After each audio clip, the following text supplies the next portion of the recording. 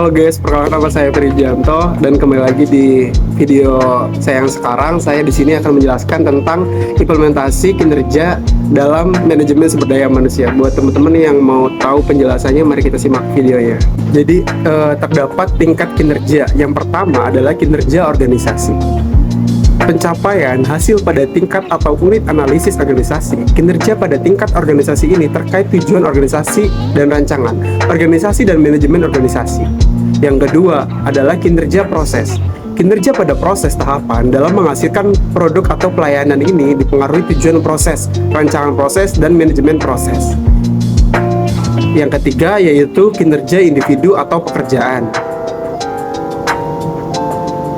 atau pencapaian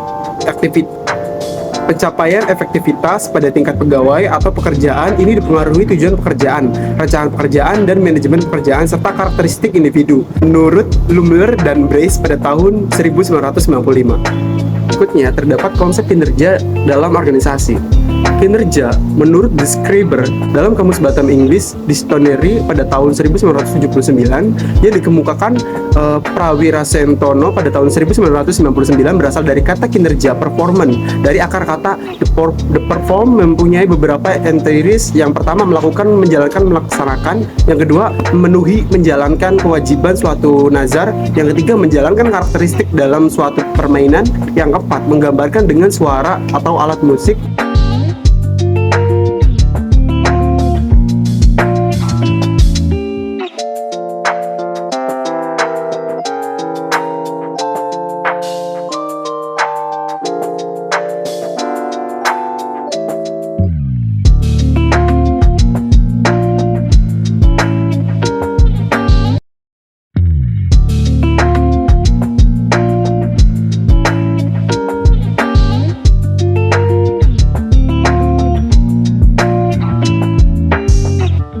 Yang kelima melaksanakan atau mengumpamakan suatu tanggung jawab. Yang keenam melakukan suatu kegiatan dalam permainan. Yang ketujuh memainkan pertunjukan musik. Yang kedelapan melakukan sesuatu yang diharapkan oleh seseorang atau mesin. Definisi kinerja menurut Roux dan Beer pada tahun 1981 adalah kinerja pencapaian hasil. Menurut Interplan pada tahun 1999 kinerja terkait operasi, aktivitas, program, dan visi organisasi. Menurut Murphy dan Cleveland pada tahun 1995 kinerja kualitas perilaku yang berorientasi pada tugas dan pekerjaan. Menurut Stoner pada tahun 1978 kinerja fungsi dari motivasi, kecakapan, dan persepsi peranan. Dan menurut Bernardin dan Russell pada tahun 1993 kinerja pencatatan hasil-hasil yang diperoleh dari fungsi-fungsi pekerjaan atau kegiatan tertentu selama kurun waktu tertentu. Menurut Handoko, kinerja adalah proses di mana organisasi mengevaluasi atau menilai prestasi kerja karyawan. Dan menurut Gibson pada tahun 1990 kinerja seseorang ditentukan oleh kemampuan dan motivasinya untuk melaksanakan pekerjaan. Baik, berikutnya terdapat indikator kinerja organisasi. Yang pertama yaitu performa harus menghasilkan dan semangat untuk menghasilkan nilai. Yang kedua yaitu harus dapat diukur sehingga input dan output dapat dikuantitaskan. Yang ketiga yaitu unit dan personel yang diukur kinerjanya harus memahami metode penilaian dengan penjelasan minimal. Yang keempat, hasil penilaian dapat dikomunikasikan segera. Yang kelima, tersedia mekanisme penggabungan hasil penilaian kerja dengan feedback dan learning. Yang keenam, terhubung objektif dengan kebijakan insentif dan kebijakan pegawai. Yang ketujuh, bersifat seimbang antara orientasi keberhasilan jangka pendek dan panjang. Berikutnya yaitu faktor peningkatan kinerja.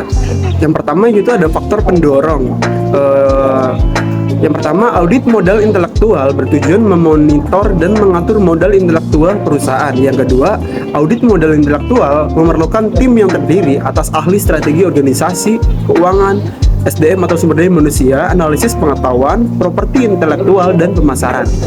Berikutnya ada penghambat. Faktor penghambatnya yang pertama yaitu masalah yang melekat dalam sistem pengukuran manajemen pengetahuan itu sendiri. Yang kedua, sulit mengidentifikasi hubungan langsung antara inisiatif manajemen pengetahuan dengan performansi perusahaan. Yang ketiga, manajemen biasanya meminta indikator kasat mata seperti dampak terdapat performansi keuangan dan kepentingan operasional lainnya. Yang keempat, semakin